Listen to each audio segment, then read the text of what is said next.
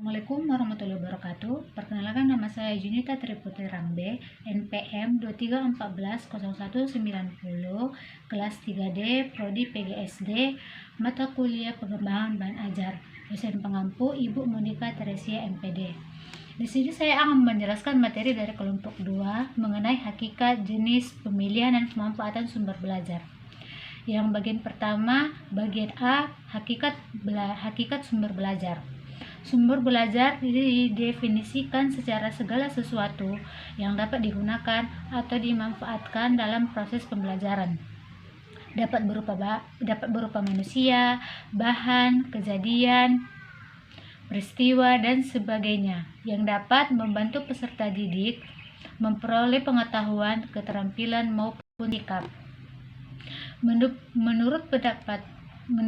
pendapat lain, Cahyadi 2019, sumber belajar merupakan sumber belajar atau data, orang, benda yang dapat digunakan secara terpisah maupun kombinasi oleh peserta didik dalam belajar sehingga memperoleh mereka dalam mencapai tujuan dan kompetensi tertentu. Kemudian Pastowo 2012 dalam Wijayanti 2021 menyebutkan bahan ajar merupakan dari kumpulan materi yang sangat terperinci dari tulisan dan isi sehingga mampu digunakan oleh peserta didik belajar.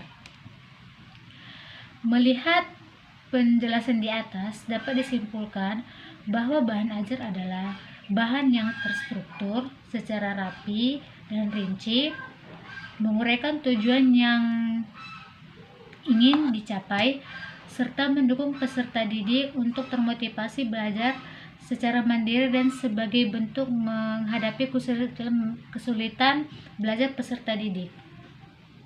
Yang bagian kedua, B, jenis-jenis bahan ajar.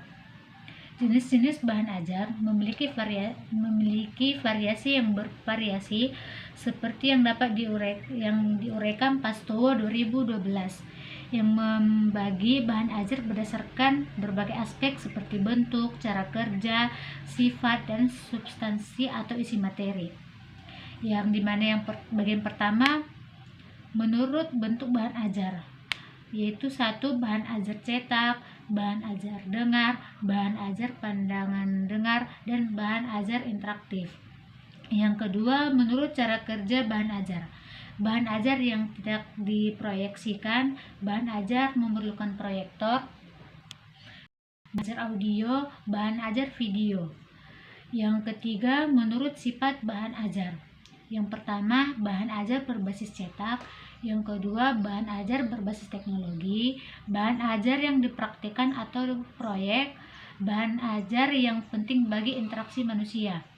Yang keempat, menurut substansi bahan ajar. Bahan ajar disebut juga dengan bahan pembelajaran berkaitan dengan pengetahuan, keterampilan, dan sikap yang perlu diperoleh siswa untuk mencapai kompetensi dan keterampilan dasar yang telah ditentukan sebelumnya. Bagian C, pemilihan dan pemahaman bahan ajar. Bahan ajar yang efektif seharusnya dapat memudahkan siswa, bukan menyulitkan siswa untuk belajar. Oleh karena itu, bahan ajar harus memiliki standar tersebut. Yang pertama, yaitu disesuaikan dengan materi pembahasan. Yang kedua, berisi pemahaman tentang inti materi yang dibahas atau informasi pendukung. Yang ketiga, disampaikan dengan cara singkat dan padat. Yang keempat, pemberian contoh dan lain-lain atau ilustrasi haruslah relevan dan menarik. Yang kelima, diserahkan kepada siswa sebelum pembelajaran agar dapat dipelajari oleh mereka. Yang keenam, berisi ide-ide yang menantang dan membangkitkan rasa ingin tahu siswa. Pemanfaatan sumber belajar merupakan berbagai jenis bahan, alat, dan media yang dapat mendukung proses pembelajaran agar lebih efektif dan menarik. Cukup sekian materi yang dapat saya jelaskan. Jika ada salah kata, saya mohon maaf. Saya akhiri. Assalamualaikum warahmatullahi wabarakatuh.